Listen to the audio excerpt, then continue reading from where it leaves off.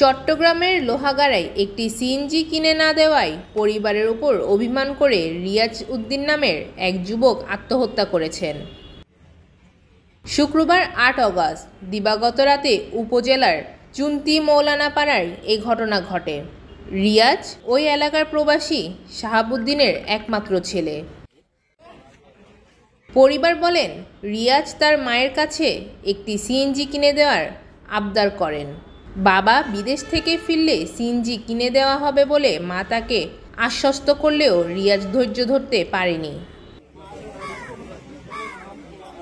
শুক্রবার গভীর রাতে তিনি ঘরের আড়ার সঙ্গে ফাঁস লাগিয়ে আত্মহত্যা করেন।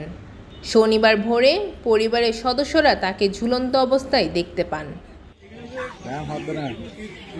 এ বিষয়ে লোহাগাড়া থানার ওসি আরিফুর রহমান জানান, খবর পেয়েই দ্রুত ঘটনাস্থল থেকে লাশ উদ্ধার করা হয়েছে। প্রাথমিকভাবে আত্মহত্যা বলে ধারণা করা হচ্ছে। এই ঘটনায় একটি অপমৃত্যুর মামলা দায়ের করা হয়েছে। ময়নাতদন্তের রিপোর্ট আসলেই মৃত্যুর আসল কারণ জানা যাবে।